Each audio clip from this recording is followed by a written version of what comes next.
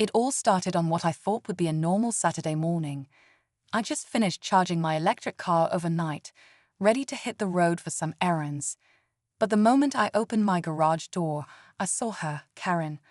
Arms crossed, eyebrows raised, and that looked like she already had a problem.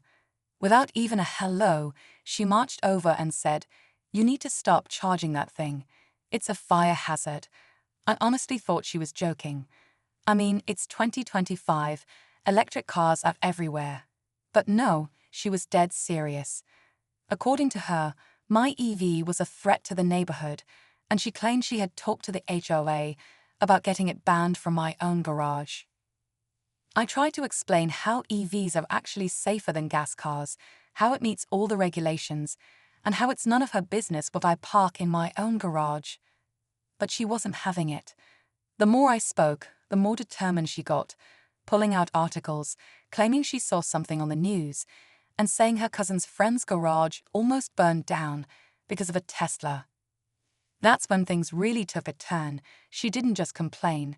She actually tried to *report *me. What happened next? Well, let's just say it got way more intense than I ever expected. So, here I am standing in my driveway, still trying to figure out how charging my electric car in my own garage turned into a neighborhood emergency. Karen didn't stop with the lecture. She went straight to snapping photos of my garage, my EV, even the charging station on the wall. She said she was gathering evidence for the HOA. I didn't even know we had rules about electric cars. I'd read the handbook cover to cover when I moved in last year, and there was nothing about banning EVs or chargers. But she kept insisting there were new safety updates and that I was putting everyone at risk. At that point, I started wondering if something else was going on. Why was she really so upset? Was it about the car or something else entirely? A few days earlier, I had upgraded my charging unit. Maybe she saw the electrician's truck and assumed something.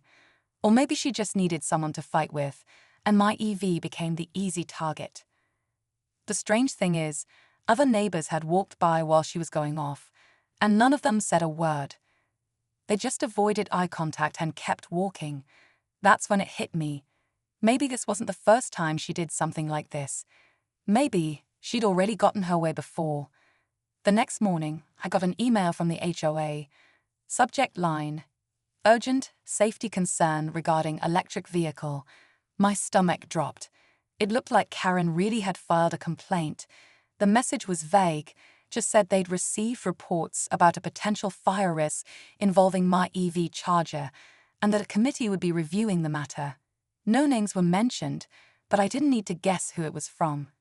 I replied with all my paperwork, the permit for the charger, the inspection report, even a note from the electrician confirming everything was up to code.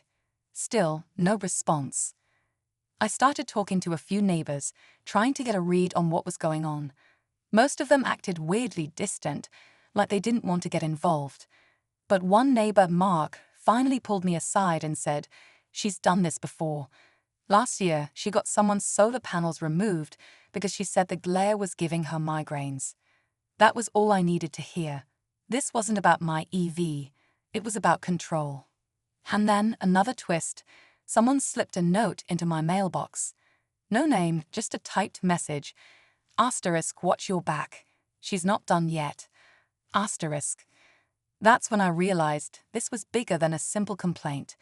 There was something going on in this neighborhood, and I might have just become the next target. That note messed with my head more than I'd like to admit. I kept reading it over and over, wondering who sent it and why they didn't just talk to me directly. Was it a warning? A threat? Or someone trying to help without being dragged into the mess? Either way, it was clear. Karen wasn't just annoyed about my electric car. She was playing some long game I hadn't figured out yet. Later that week, I noticed my security camera had been tilted, like someone had tried to avoid being seen.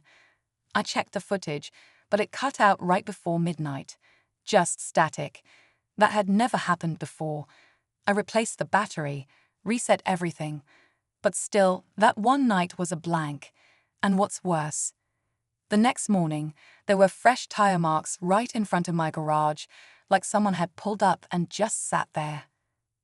I started documenting everything, every weird interaction, every small thing that felt off. I emailed the HOA again, asking for transparency on the complaint. No reply. Meanwhile, Karen was suddenly super quiet, almost too calm. No more confrontations, no more comments. Just this smug look whenever we crossed paths, like she knew something I didn't. Then, a notice showed up taped to my door, bold letters at the top, final warning. That's when I knew I wasn't just dealing with a neighbor's opinion anymore. This was turning into something way more serious. I stood there staring at the final warning notice, heart racing. It wasn't from the HOA. No logo, no signature. Just a typed message saying I had 48 hours to remove the electric vehicle charging unit or face further action. What kind of action? Legal? Physical? The vagueness made it worse. I called the HOA office right away, but they claimed they never sent anything like that. That's not an official document, the woman said, sounding just as confused as I was. We haven't even made a decision on your case. That's when it really hit me. This wasn't coming from an organization. Someone was doing this off the record, and I had a pretty good idea who.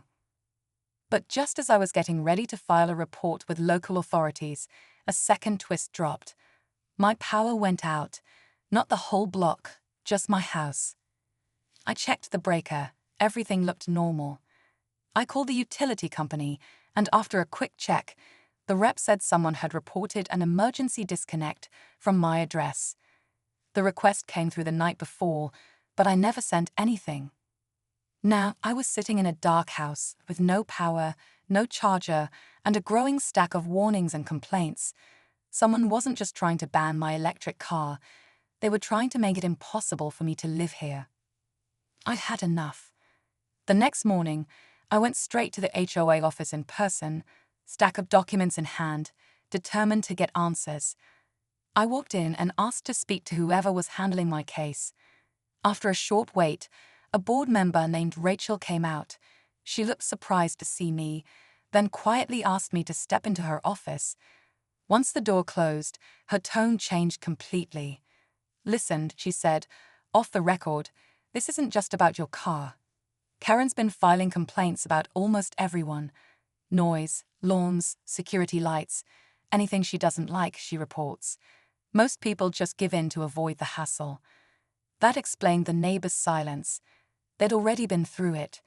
Rachel admitted there were no rules against electric vehicles or chargers, and that the review of my case was just a formality, something they had to do when someone complains.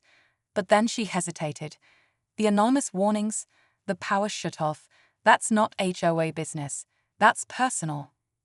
That night, I installed a new camera system, one I could monitor remotely. Sure enough, 2 nights later, just past midnight, someone came creeping up my driveway with a flashlight. But it wasn't Karen. It was Mark, the neighbor who had warned me about her in the first place. And he wasn't alone. I watched from the live feed as Mark and another man walked around my garage, shining their flashlights on the charger and taking pictures. I called the police immediately. By the time they arrived, the two were still on my property.